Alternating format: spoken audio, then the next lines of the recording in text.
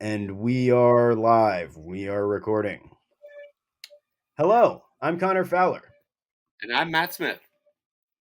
And welcome to Apocalypse Does. Today we welcome a very special guest, the Empress of Embroidery, the hero of harm reduction, the Baroness of the Bobbin, the nimble narcoleptic, the applique angel, the freehand stitch phenom, the bean stitch boss, the tremendous threat with the thread, Sam Kerr. Thanks for joining us. How are you doing? Oh man, I think the nimble narcoleptic is the best one.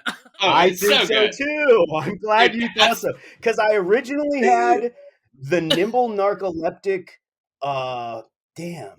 I think it was the nimble narcoleptic with a needle. Yeah.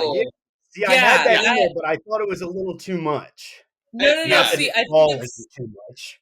I think it's appropriate because of the amount of times that I fall asleep with needles and don't seem to harm myself. I'm very nimble with my needle placement and with falling asleep with it. I actually don't stab myself that much for the amount of needles that I just stash somewhere and drop.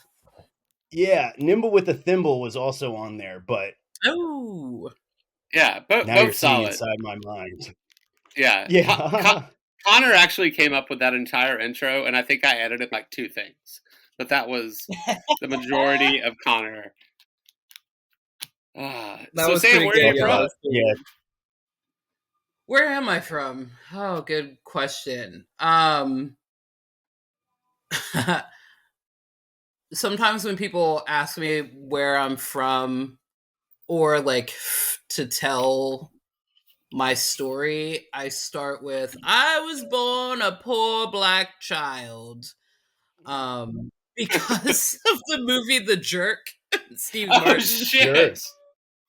And again, it's my favorite thing. But yeah, so I am from South Mountain, Pennsylvania. It is a mountain of 286 people. The majority of them are white. The ones that are not white are incarcerated at a place that is for sexual deviants and fire starters from age 8 to 12. And then teenagers with felony drug and gun charges. And then an old tuberculosis ward. So that's where I'm from. That's a real coterie of the most fucked up things you could ever possibly hear about one place at one time. And all combined. Yeah. Somehow all in this 200 and some odd person community. Jesus. What is the name of it? What is the name of the town again? South Mountain, Pennsylvania. South Mountain, Pennsylvania. Wow. Yep. All right. 20 minutes outside of Gettysburg, if you will, and I will. Okay. I thought of but a really you're good now joke based about... in Baltimore. Sorry, Matt. Oh, no problem. I was just going to make a really dumb joke, and I'm glad I didn't. So. Well, you might as well do it now. Yeah, I was going to say, does corn grow like it doesn't on Rocky Top, Tennessee? Because that's kind of what the gist of what you described seems like to me. Yeah, it's not so much corn as it is racism. And but similar themes Same to both places, I'm sure. So yeah. But you're now Baltimore based. Yeah. I ended up in Baltimore after a second DUI, and I haven't left since. It was probably 11 years ago. Nice. Very welcome here. Yeah, absolutely. Yeah. So, what do you do? What do I do? I eat, I breathe. For work, I'm sorry. I would have gotten there eventually. I only do 7 things. Yeah, I work in harm reduction with a group named Baltimore Harm Reduction Coalition. Okay. And what exactly is harm reduction? What a great question. I'll answer it with what harm reduction isn't. Voting. Even better. Harm reduction is not fucking voting. It is also not seatbelts.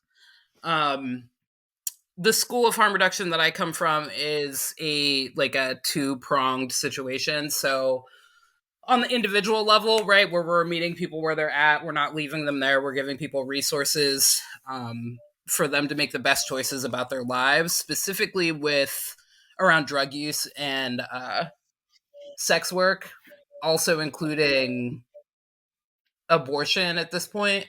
But, you know, when we talk about drug use, we're talking about handing out Narcan, giving people syringes so that they can use drugs safely. Syringes, snorting kits, smoking kits, sex kits, all that kind of stuff. And then on the larger level, it's a culture shift that we're going for, right? Harm reduction isn't voting, and it's not seatbelts, because we're talking about stigmatized and criminalized behaviors, right? That's what we're fucking talking about. And the most like criminalized and stigmatized behaviors at this point in time are sex work and drugs, right? Abortion is like slowly but surely getting there because of the destruction of Roe versus Wade. And that black motherfucker, what is his, Clarence Thomas Clarenson, Sir Thomas Queen Thomas Clarence, whatever.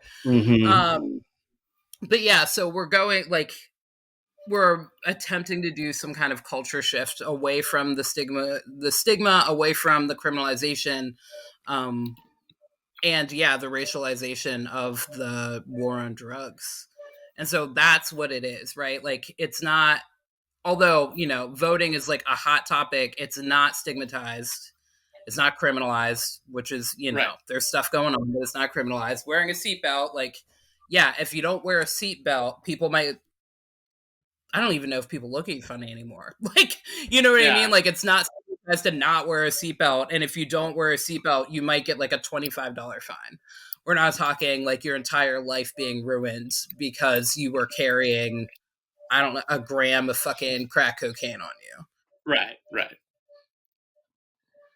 So, kind of a follow-up to that, what is Narcan and where can you find it? That is such a great question. Narcan, also known as naloxone, is the opioid overdose reversal drug. It only overdoses opioids, no other drug. In the state of Maryland, there's a standing order that the former health commissioner, Lena Wen, put into effect. And so in Maryland, you can go to any pharmacy and get it. If you just like go in and ask for it. I think on Medicaid it's only $1, but if you have other insurance, I know it's like varying prices. You can also get it from any local like harm reduction group near you. Like, you know, in Baltimore, there's Baltimore Harm Reduction Coalition, Charm City Care Connection, Baltimore Safe Haven. Yes, like there's just a whole bunch of different places that carry it. In that capacity, health departments in Baltimore City at the very least, and I know a bunch of other counties also have it. And also like in the state of Maryland and in a lot of other states, there is a program called Next Distro. Wait, I think it is Next Distro. I used to say Next Distro, like bistro, and people are like, what the hell are you I was like, I don't know. Like, you get coffee and some naloxone. You don't actually. So what it is a mail-based program. And so, you know, if you're in a rural community or if you're even like in the city, but you know, don't have access to any of this, like any of these different places for any number of reasons, you can go online and ask for supplies. And we send you supplies. And like, you know, just a manila envelope with your name on it, right? It doesn't say like, this is for people who use drugs. Like, it's just a normal package. And inside Discreet it has everything that even. you ask for, and probably information, or I know information for how to get Narcan and other stuff in areas near you. That's awesome. Yeah, I feel like sex toy companies should team up with Narcan providers because they're very good at discreet packaging. So like, oh my God, that's you know, so true. You can get your sex toys, and then you can get Narcan on here also. Like 2 for 1 special, baby. Exactly, I love that. Exactly. Yes. We can. What is it? AdamandEve.com. Right. If like Adam and Eve and every other, you know, big sex toy shop or company that has online sales included this, like, might be able to normalize it a little bit more. Yeah, I'm not gonna lie, that's a great idea. I have some on occasion. He's really full of them. Absolutely full, chock full of ideas. So you mentioned the name of your organization. Are you guys like an independent um, thing, or do you collaborate with other types of like orgs that have the same type of mindset as y'all? So we're a nonprofit, but we can't do anything alone in the city. Right. We work with, we work with so many different things, like harm reduction specific organizations, Charm City Care Connection, Power Inside, Baltimore Safe Haven. But we also work with like governmental and quasi governmental institutions. Behavioral Health Systems Baltimore has a group named Be More Power, and we've worked closely with them for years. Um, the Maryland Health Department and the City Health Department, we work on and off with them as well. It really is just trying to partner with as many people as possible and work with as many people as possible to make sure that we are covering as much ground as we can. So, how does the outreach process work? Especially in these communities that are like ignored wholesale by the government, completely ignored by the government, which I understand is a little bit of an oversimplification, but you know what I mean. Yeah. It's not so much ignored by the government as it is like an intentional systemic, uh, racialized attempt at erasure and slash or Absolutely. containment of people in the space. And so we do outreach in Penn North in Baltimore. Um, One of our former employees, Ricky Morris, has a really good relationship with Simmons Church. And so we have been at Simmons Church for years doing Narcan trainings, handing out Narcan and all the supplies that you could think of to use drugs, and setting up demonstration overdose prevention sites Mm-hmm. to show people what that would look like. And we also work on Maryland Avenue on that strip, that on the end of that strip that has all the methadone clinics. And so it's just like different, we've been put up in different spaces, right? That's where we are. Charm City Care Connection is on the east side of town. A lot of people go to the west side of town because Penn North is known by lots of people because after the murder of Freddie Gray, that Yep. kind of blew up, so people know about it.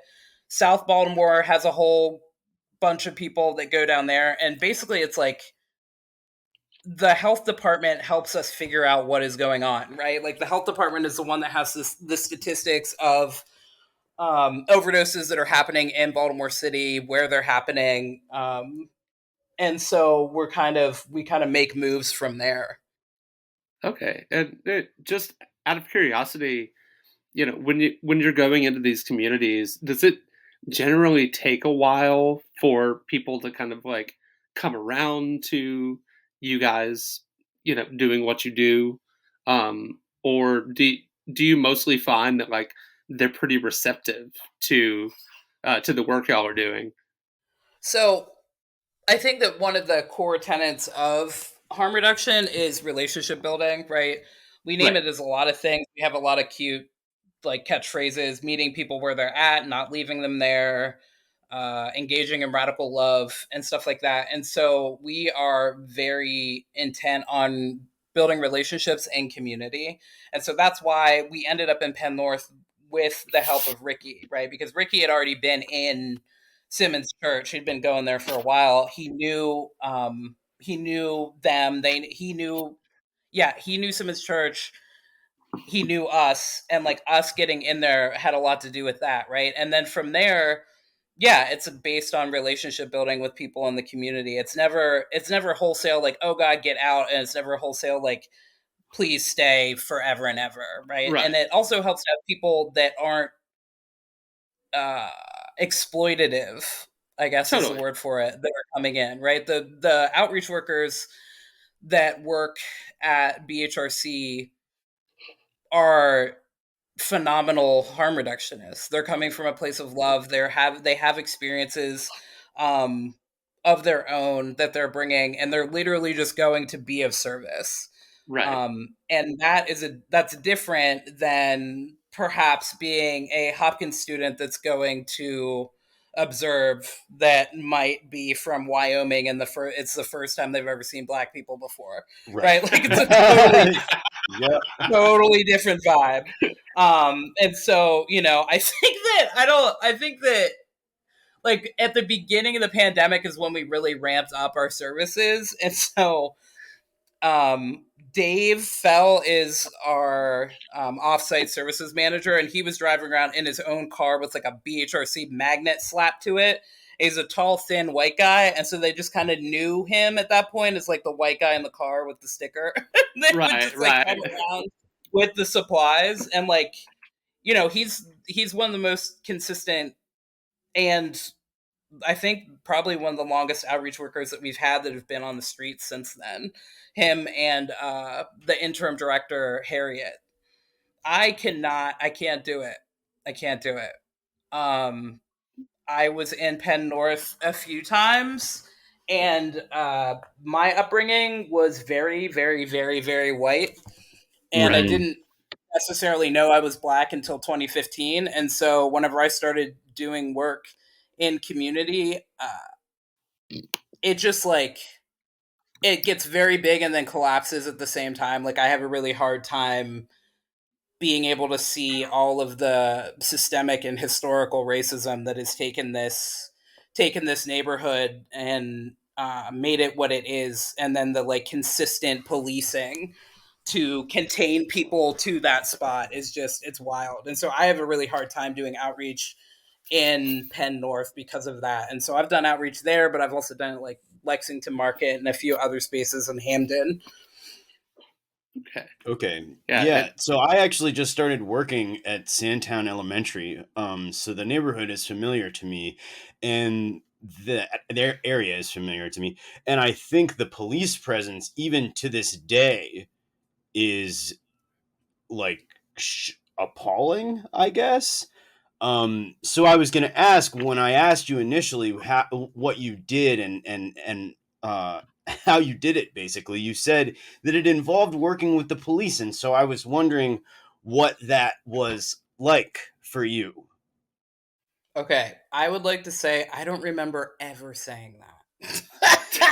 Just want to put that out there. And I'm only saying that I'm saying that for multiple reasons. Because one of them is ACAB. And second of all, I work around the police, as in I move around them, right? Mm-hmm. In those scenarios, it's another reason that I have a really hard time going to Penn North and doing work in that area, because I saw a police officer walking around with an Espen tune. If you don't know what that is, go ahead and look it up. It's a very specific to Baltimore billy club. And 2001, I saw a police officer walking around with one, and I was like, this is the most slave catcher shit I've ever seen in my life. Like, absolutely not.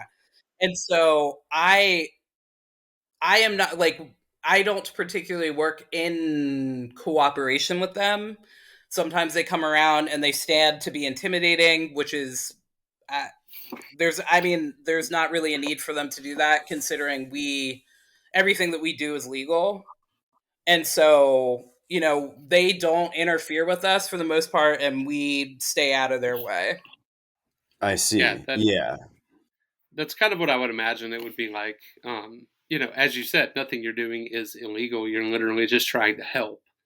But unfortunately, I feel like a lot of times they are the first responders, so you have to interact with them in some way, shape, or form. Yeah.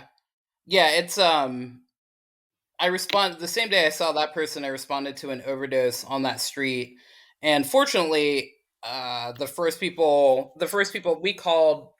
I called 911. The people that came were firefighters that were pretty kind at that point in time. But then that guy rolled around the corner and was like, well, and he was just, I don't know, racist. I don't really, right. It wasn't good.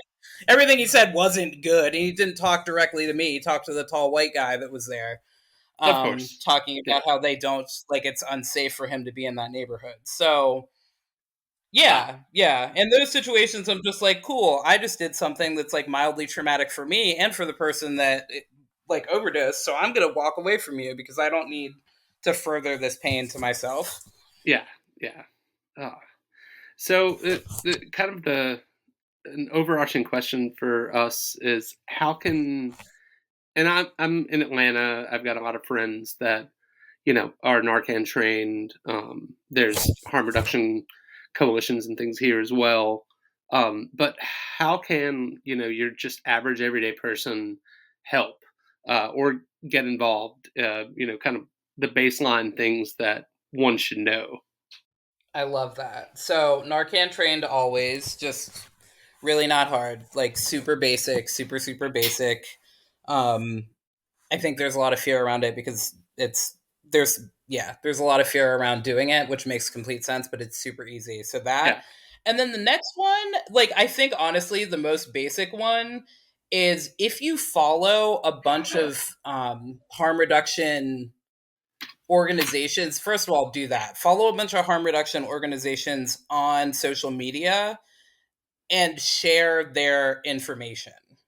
Cool. Right? Like the Yeah. whole rainbow thing, right? There's another one that's like Uber drivers, are now drug dealers and they're upset about it. Like, okay, cool, NBC. Like, you know what I mean? Like, I make memes all the time for Be More HRC so that I can put it up that is just like, this is ridiculous. I just made a clown one about rainbow fentanyl.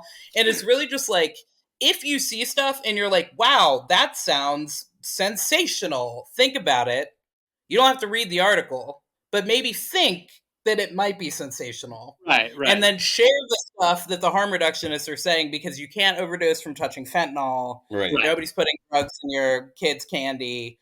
I mean, Uber drivers delivering drugs. I mean, like, I don't even know what to say about that. I mean, come on. You know what I mean? Like, that's an off-air conversation. Yeah. But others, it's just like I think that's the easiest thing to do is to cut down on some of the fear mongering that comes with drug use. Awesome.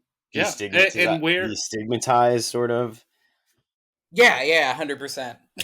Let's just calm down. As another just general question on this topic, where can you get Narcan? Ooh, so I don't know where you can get Narcan. I'm assuming that Just you, as in generality. Atlanta, yes, like you obviously can get it from your local harm reduction groups. Right. Maryland has a standing order, and so you are allowed to go into any pharmacy in the state of Maryland and ask for Narcan. And I think if you're on Medicaid, it's only $1. I think they do charge you through insurance, but you can get it. Anybody can just walk in and ask for that, and they can get it. Okay, cool. Yeah. And then the second way is specifically in Baltimore, and actually this is like a nationwide thing. You just need to check to see if your state is one of the states that does it. Next Distro has a program where they will send you Narcan and things that you ask for if you like get on the site and just like look it up. It was originally designed for people in rural communities or people that don't have access to syringe service programs to reach out and ask for Narcan. And we send it to people like Baltimore Harm Reduction Coalition, the space that I work in. We send that stuff to people throughout the state. We can also like recommend people go to different health departments and stuff because some health departments will give it out as well. But I know that has been a game changer for, like I said, people with disabilities, people in rural communities, to get what they need. Awesome. Thank you. Yeah, thank you. Thank you. Yeah, this has been a very informative. It's just been a nice conversation about something that I feel like is very very out there for some people just because of the stigmatization of drugs and drug users.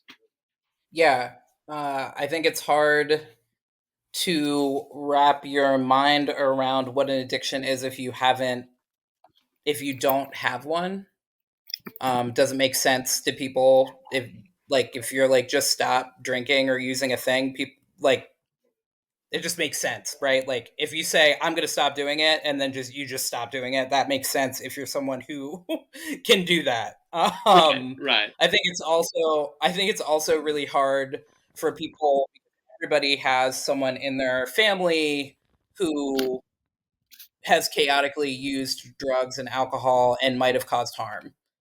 And right. so I think there's a lot of trauma that people deal with people that use drugs, and it's like a giant. I think it's a big pain for everyone. Like I think that I don't think there's anything inherently wrong or morally wrong with drugs and alcohol. I think that the actions that we have done while on them have caused a lot of harm to ourselves and to other people, and with that, people have a really hard time opening their mind to the fact that um, it's not a moral issue and that everybody deserves Right. to live regardless if they're using chaotically or not.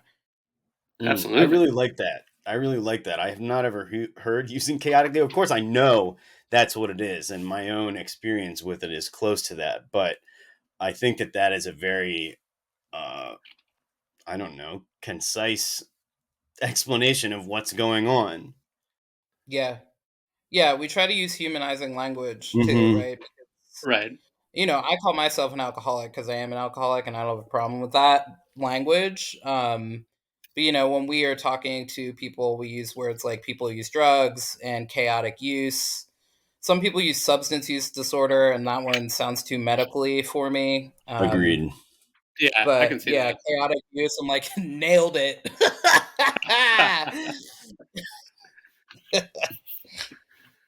So I guess to continue talking about needles in the lead up of the show, I was talking about embroidery, and you a little bit corrected me to say freehand stitching. Could you delineate for us the difference between the two, and maybe go over some basic terminology about that kind of art? No. So I can tell you that I cross stitch. I think this is what I think cross stitch is. All right, this is speculation hour with Sam. I think that cross stitch is you use a very specific fabric and you use a very specific stitch and make like little X's all over the place Okay, to create a pattern, right? I don't do that. I think Okay. embroidery there's like so many different kinds of embroidery. I think embroidery is the umbrella term for all of these different kinds of beautiful, intricate patterns and pictures that people make with thread, needle thread, and fabric.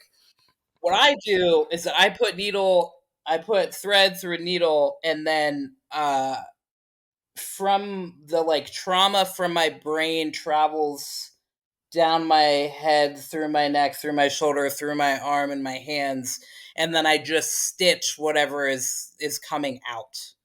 And Okay. so that's why I say freehand. I don't use patterns uh, that other people make. I like also don't put I don't like draw stuff on it and just follow it. I just do whatever comes to mind. Interesting. And when did you discover your love of doing this? I was looking in 2018. I was looking for a way to get the trauma out of my brain, and I was like, I used to like writing when I was like 7. Maybe that'll be a thing. And so I tried that, and I was like, this is tedious, and I don't like it. So, so I stopped because I have ADHD and I only do what I want to do. Um, and um, I seek spiritually a lot. It's like one of the things that keeps me operating in life. And I had heard this class that a bunch of witches were teaching. And so I went to this class put on by Baltimore Reclaiming. Reclaiming is like a tradition that started in the 70s Okay. in Southern California. And so I go to this training. It's about elements. We do a When we get to the end of the training, we're talking about earth, and we do a trance in which we're like laying on the floor. Somebody guides us in this trance, and we like melt through the floor into the ground and like connect with the mycelia in the ground. And then we were brought out of a deeper trance into a light trance, and it was a craft spell. Okay. And the room had all kinds of stuff in it, like stamps and markers, pens, paper, crayons, scissors, all over the place. It also had a needle and thread and fabric. And I picked it up and I stitched "We Are One" and put a key on it. And the next day I went out and I bought a whole bunch of hoops and a whole bunch of fabric and a whole bunch of thread. And I've just been doing it ever since. That was the one. That was the medium that I needed. Oh, hell yeah. Wow. Powerful. Yeah, very much so. So, Yeah, it was was it amazing. always as socially conscious as it seems to be now? I mean, it seems like a lot of the work is really pointed, no pun intended. That was intended. Get out of here. You're a wordsmith. I Of course. didn't write that down, okay? Like I said, a lot of it came from my trauma, which is pointed for other people and not for me because I'm black and I've been that way the whole time I've been on this planet in this iteration. And so, like, the first one that I did a bunch of them in the beginning that were things that I remember from being younger, like jokes that I remember, content warning, not super great. One of them was, "Yeah, I love black people. I have them hanging in my family tree." And another one was, "I'm not racist. I have a colored TV." Oh my And god. so, oh god. And so, yeah, so there's a little kid that used to say that stuff all the time, and so that's how it started. And honestly, like, a lot of the stuff just comes out because it can't stay in, right? Like, these things, like, there are some that are just like, oh, I read that somewhere and I'm gonna write it, like, I'm gonna stitch it out, right? And that's like very few and far in between. A lot of it's like it's burning in my brain and I have to get it out of my body. And so a lot of it seems pointed because it's based out of my trauma, right? Like, it's like sex, it's like sex, drugs, and alcohol, and racism. Right. And so a lot of it, I think a lot of it's pointed for a lot of people because they might not have experience in one or more of those areas, right? Like, people will read my shit and be like, that's intense. I'm like, yeah, that happened. They're like, whoa. And I'm like, yes. And Right. like, yes, that is super intense for you because you just heard it, but you're also white, so calm it down. Second of all, you know what I mean? It's like, it was a Tuesday, you know what I mean? Like you're reading it now and you're crying, and like, that's unfortunate for you, but yeah, it was a Tuesday for me, and I wrote it because I needed to get it out. Right. Yeah. And like, recent events spark that shit all the time. The world we live in right now is super intense. Yeah. Yeah. Yeah. That's kind of part of the reason Connor and I started doing this. We're like, fuck, everything's going to hell anyway, so might as well meet some cool people and maybe Yes. do something interesting. 100%. Yeah. So I wish I could say that I coined this, but this was all my man Connor here. But when we were kind of like setting up this, our questions for the interview, and just trying to come up with ways to talk about things, he described your embroidery as a Trojan horse, and that kind of, like, I don't know, for me as a third party looking at it, like, that's such a cool way of seeing it. Like, you're being subversive and transgressive, but like, it's really just you and the stuff that's coming out of your head. Like, how did you kind of like find? I mean, it sounds like you found that immediately, but how have you tried to like develop that more so just as time has gone on? So, I mean, the fact that that the words are what they are in cross stitch, like in hoops, is already like subversive, right? Because what we're used to is like home sweet home, like in cross stitch and shit. Like, I know, like, I follow a lot of really awesome embroiderers on Instagram, and there's a woman, I think her handle's Steph X Stitch, who does like cross stitch, but she does makes patterns for cross stitches that say things like fuck the police, right? They just say things that are just, subversive in that way. And so, that's the thing that's becoming more and more acceptable. But initially, like if you show that to people that are 50, 60, 70, especially people that are black and 50, 60, 70, everybody has an experience of stitching with their grandma or knitting with their grandma, and the words that are on it are just like completely amazing to them, right? They're just like, wow, like that's not a thing that I never said something like that before in that way. And so just off the bat, it's already set up like that. And then everything else is like, I don't think that people, I will step back and say that I didn't respect the stuff that I did as art for an extended period of time because I was like, oh, I'm just like out here stitching words onto fucking fabric, and like my stitches aren't perfect and I don't know the names other than like backstitch Right. and French. You know what I mean? Like I don't know any of this shit. But the reality of the situation is that, I mean, it's art because I say it's art, but it's also art because of the attention that I put into all of it. Is like it is a Trojan horse, right? Like, yeah, you can see something.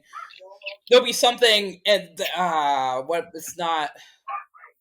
I have one that's like something about white terrorists, like white men being terrorists. Like, can we all agree that white men are terrorists, right? And Right. the picture that was taken, the picture that I took with it, it's like sitting on top of cloth that is very specific, like African cloth. First of all, second of all, there's blood on it. It's my actual blood.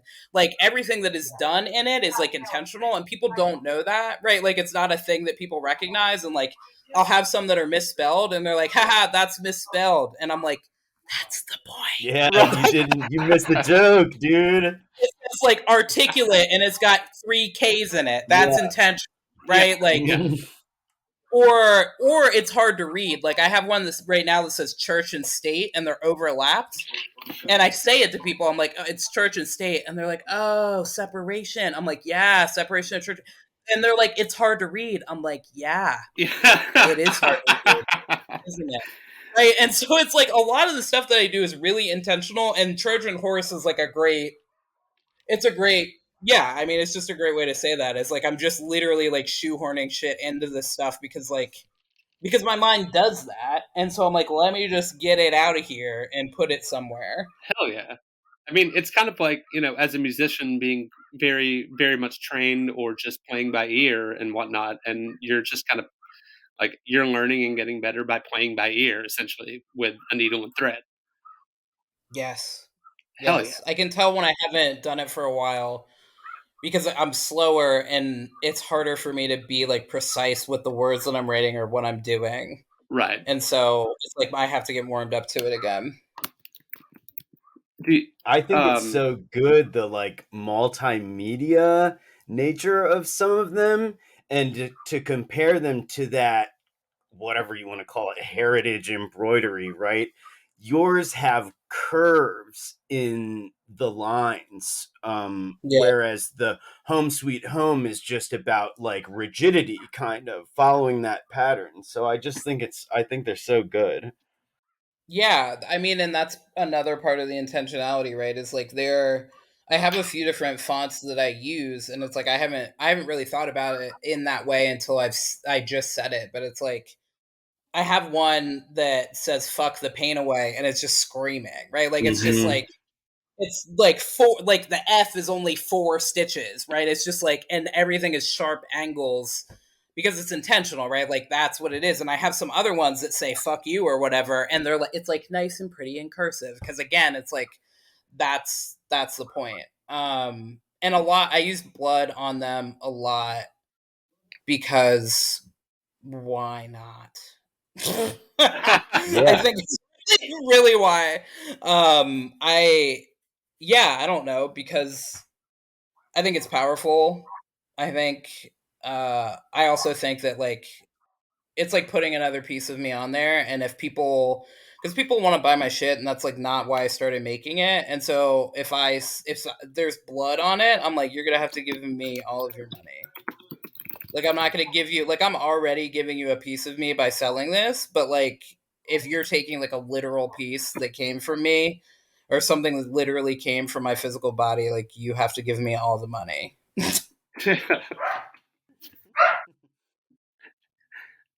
I think you've touched on this a little bit in the answers you've said, but what do you hope that people that peruse or buy your art kind of will take away from the work? I think it depends on the pieces. Um, there, yeah, I think it depends on the pieces. One of my favorite, I don't do market, I just did my last market because it's stressful and I'm disabled and carrying that shit around is really intense. Right. But one of my favorite parts about being in markets is being able to see people's faces when they read them. Yeah. And a lot of them are funny, right? A lot of them say stuff that are just, it's just outlandish. And there are some, like I had one that was like, I think it was, do you think your rapist remembers you, or something like that? And I had it hanging up, and I heard a woman like came and was looking at it and just started crying, Oh my God. um, and like bought it, right, and just like Right. took it. And so there are just so many experiences that I've had where people are like I cut one up for someone the other day because I had one that was like, it said, "I'm tired of remembering you," but it also looked like I'm tired of you remembering. Right. And it was really like, I could see that she was really like moved by it, and I kept trying to give it to her for free because I was being particularly pushy that day. And she was like, actually, I'm like having a hard time remembering stuff, and like, I'm that's kind of what I'm doing in my life right now, is like I'm going to therapy to try to remember things. And I was like, okay, cool. And so I took it and I cut it up. I cut some of the words out and some of the stitching out for so that it said I remember. And I gave it to her and was like, it's like everything is versatile. And that was a moment that like she didn't really know what to do, and she thought I was going to do something completely different than what I did in the first place, Right. right? And so it's like, I never really know what I want people to take from the stuff. I just get to see, and I get to hear what it is. Like, they tell me what they get from it, right? And sometimes it's from their faces, sometimes it's from like messages. Um, yeah. Yeah. Wow. Very, very powerful. The way that it works. And do you enjoy the face to face contact with people? Yeah, yeah. Yeah. Like I said, like, I didn't start making them to sell them. I really did just start to make them so that I could get the shit out of my brain. Right. And Right. seeing people interact with it is really, like, each time that I go out to do it, I want to make money. First of all, I'm like, yeah, go ahead and give me your money. But Yeah. also, Of like, course. there's always like I'm only out there for one interaction. There's always like one interaction with someone that is worth it, right? And there's like 72 other interactions where white people try to come up and explain my own work to me, or white people like look at it and they're like, "What do you mean, ACAB?" And I'm like, I can't do this with you. Or people, I don't know. I have to shoo children away from reading stuff about sex. You know what I mean? Like, there's all Yeah. kinds of shit that happens, but there's only one interaction that I'm actually out there for, and I never know who it's going to be. It's always a surprise. But it's going to be something that's on that level, right? It's going to be something where somebody tells me something, where somebody reads something, and is taken back to a moment that they've experienced, or is now like, has been struck and is like, shit, like, this is now something that I have to think of. There's one that I made recently that says, um, "Are you afraid? Are you afraid to explore?" I don't know, something in the lines of like, "Are you afraid to explore being queer? Are you afraid that you can't attract queers because you only appeal to the male gaze?" And like, Ooh. yeah. And that one, like, people can't. Yeah. People Yeah. cannot handle it.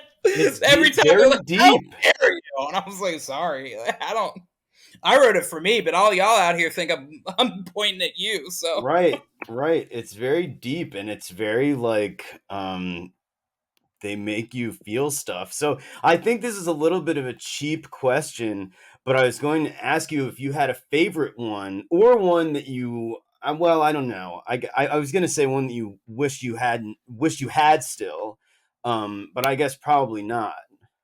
I don't know. There are a few. I think that pretty much any of the white terrorism ones, I kind of wish I still had. Yeah, those were Um, so Yeah. fucking good.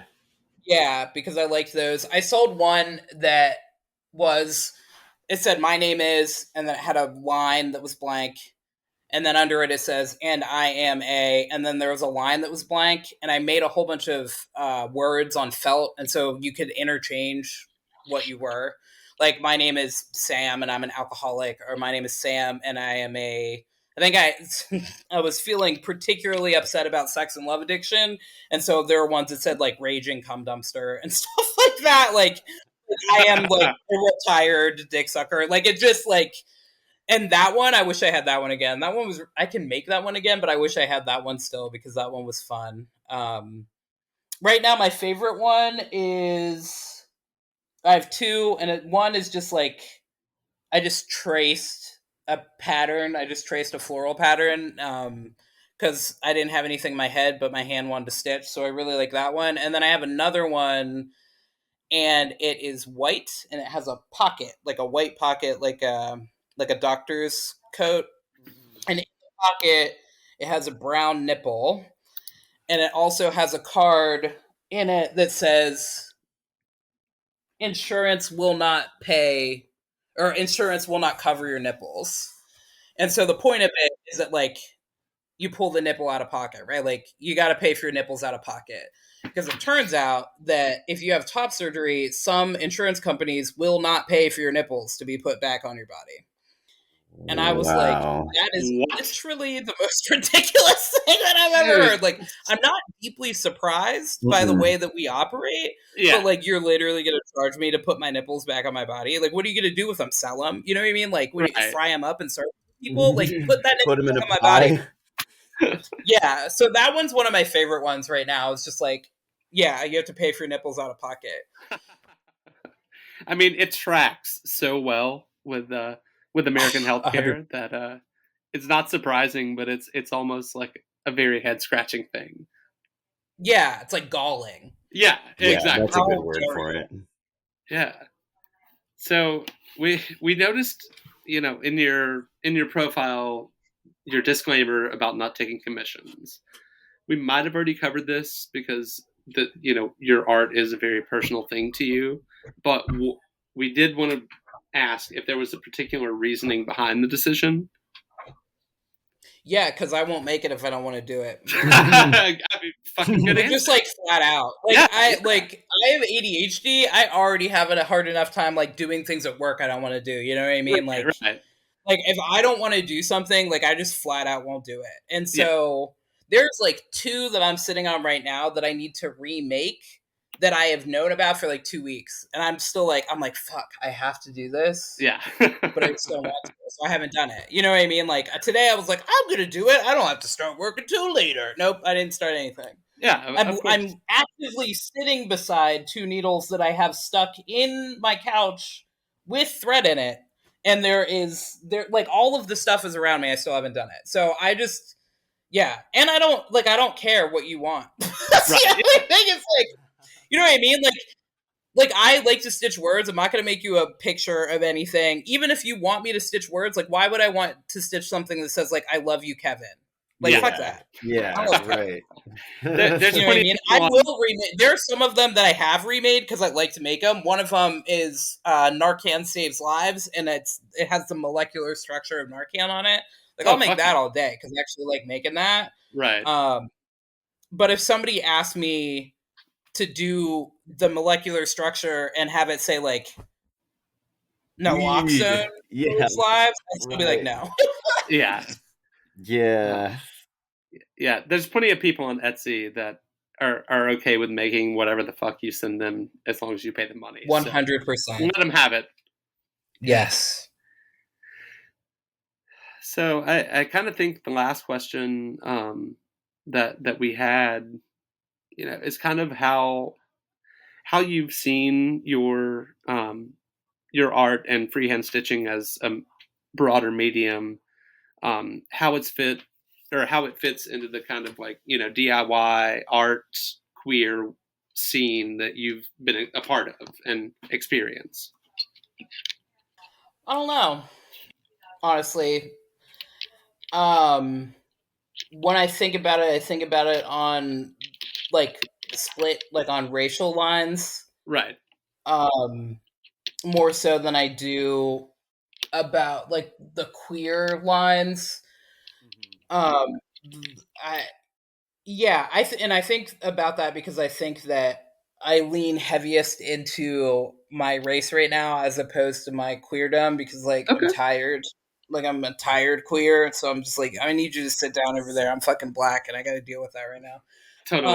I'm not very good at incorporating it all, right? Like I just started recycling. It's a big deal because I was like, bitch, I'm black. I don't have time to recycle too. So like I'm not very good at incorporating different pieces. So I think about it on that level, like I recently, one of the reasons that I decided that I was going to stop doing markets is because there are like bigger multimedia pieces that I want to make, and those bigger multimedia pieces are speaking to me and my blackness as opposed to blackness as consumption for white people. Right. Like a lot of the stuff that I put out, like the majority of my followers are women, like women from like 30 couple to 50 couple that are white. Okay. Right. And so they're fabulous. Great. Good job. And when I say white, when I say women specifically, it's people that have identified as women, like on the social media platforms. Yeah, of course. And so, yeah, that's, there was a period of time where I played to that, right? Because here's the deal. I am poor. And so Black History Month is when everybody decides to give everybody money. Right. There are other times when people decide to give black people money, and it's usually when there has been some kind of murder of a human being, right? So when George Floyd died, every white person wanted to give me money. And every person wanted to share my shit, and they wanted to buy my shit. Right. The anniversary, it went down a little bit, but it's like that's just the reality of the situation, right? We live in a shitty white supremacist capitalistic situation currently, and so that's really what it is. And so I think a lot of it like that is that like I feel like I'm in a space that appeals to whiteness, specifically like white women, because it comes out of this like soft tradition. It's made by somebody that's black. You can be helpful because she's poor. And also, like, if you're a virtue signaler, it's great to have that in your home, right? Like, Yeah. like if you're a liberal that's virtue signaling, like, and you have something that says, like, that calls other people out on their racism, it's great. And I'm not saying everybody that follows me is like that, but, like, I have had conversations with people that have been in that realm, right? I have told people that they need to pay me if they're going to ask me that shit in DMs. And so, and I played into that for an extended period of time because I was just like, because I lost purpose. And again, purpose has shifted, right? Like I'm tired of that. And it's easy for me to play to the white aesthetic because of my upbringing. Like I have a fucking PhD, like quad masters in whiteness because of my upbringing. Um, and so it's easy to play to that and it's easy for me to fall into it. But I am trying to be more appealing to myself and to people that look like me and to people that have experiences similar to mine. And so I don't think I'm in that realm right now. And the realm of queerness, like, I made that one about the male gaze for a reason, right? Like I just had a fucking 3-year dick sucking spree. And so, I'm self-conscious about my level of queerness and where it fits in the world to begin with. And so I don't feel like I'm a part of that because of my own like insecurities and fear. which is like, it's not real, but I haven't figured that out yet. So Yeah, I hope that it answers the question. I just said a lot yeah, of that words. was awesome, man. Yeah. Like you have such a, like, I don't know, honed in vision of kind of what you're doing and how you want to do it, across the board, not just your art, but it sounds like, yourself too, and like really staying true to yourself rather than courting some bullshit that won't actually matter in the end. Yeah. If I'm only Fuck yeah. here for a small amount of time and like I'm the only one that I'm supposed to like be counting on in the physical sense, and like fuck the rest of you. Like no shame, no shade. You know what I mean? Like no shame, no Not at shade. all. I am incredibly into community, and I'm also into community with people who are like-minded. And so, I liberals can buy my shit because they should spend money on black people to begin with, and Right. simultaneously, like, you're not invited to the cookout, but you're also not invited to the commune. You know what I mean? Like, you're just not. Oh, I think that's a perfect cherry on top of talking to you, Sam. It's been awesome. It's been a delight. I have a question for you, Which, Shoot. yeah, both of you. okay. Do you want to know why I dress the way that I dress? I do actually. This is just kind of, that, I don't know. For us, this interview was going to be more just about you and what you do and your art, because that's the cool, you know. It doesn't always have Yeah, to be that's about clothes, but I would love to hear why you dress the way you dress. cool. Yeah, we're Because I'm happy to do poor.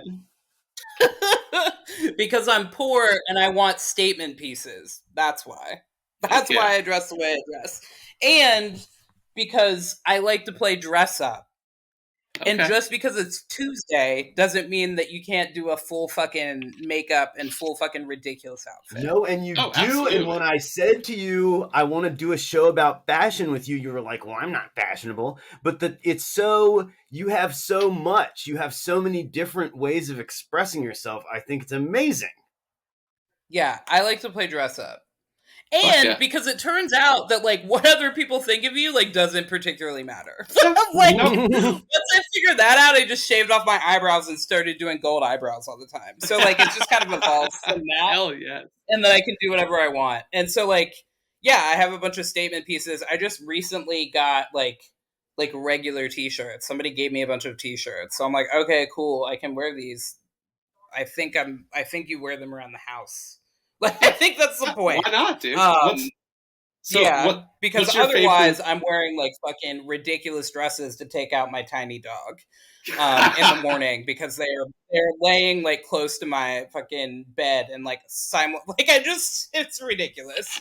Dude, But yeah, it's I all like to part do of what I it. want and I like to dress the way that I want. And I am much better about doing it at work than I used to be, but I still do my makeup the way that I want to all Yeah. the time. Hell yeah. What is your favorite way of dressing up, just out of curiosity? That's Or a really if there good isn't a question. favorite, you know. Um, I Damn, that's a really good question. I don't even know. Damn. So what I'm really thinking about right now is the fact that I really want to be a scene girl again for Halloween. So I'm thinking scene, but that's just because I'm thinking very short-sighted. Right, But I right. will say that when I was a teenager, it was really fun to dress up as a little scene girl. There were so Nice. many Nice. ways. Yeah, that was a lot of fun. Like now, it's I used to dress up whenever I did events. And like in the summer, like I don't wear clothes. Like it's not like, ooh, I'm sexy. It's like, bitch, I'm fat and it's fucking 98 degrees.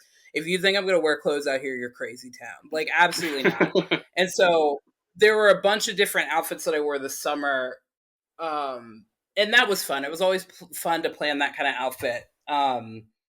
Because I forget that it's not like a thing that a lot of people think is normal, if that makes sense, Right. right? Like I'm not saying I'm a fucking special human being that dresses up, but like I do encounter a lot of people that are like, "How do you do that?" And I'm like, I again, it's like I'm black. You know what I mean? It feels very much like that, where I'm like, I don't know, I just woke up and decided that I was gonna wear this fucking like wig that was pink, blue, and white.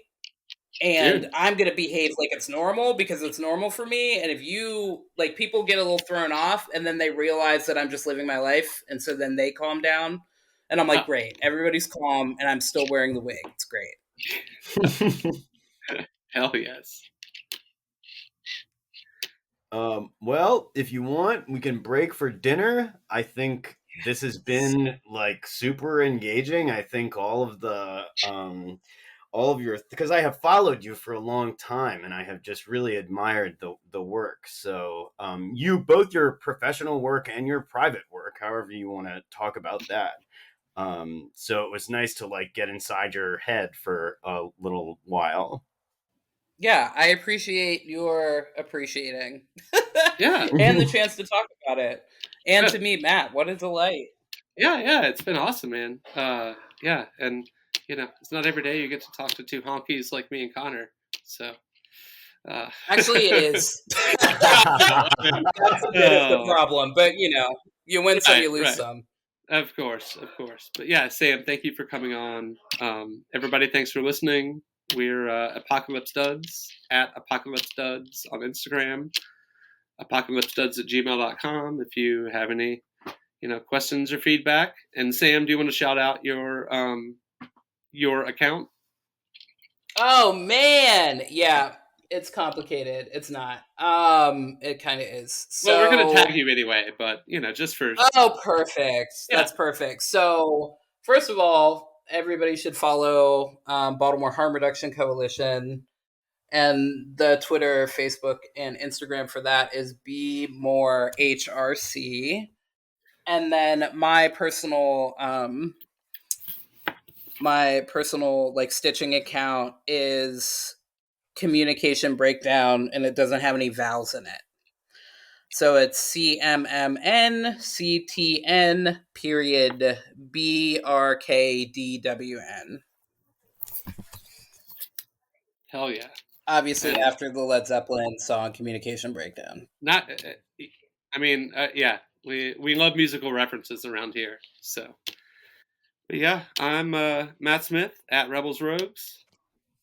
And I'm Connor Fowler at Connor Fowler. Yeah, thanks for listening, and Sam, thank you again. It's been a real pleasure. Thanks for having me.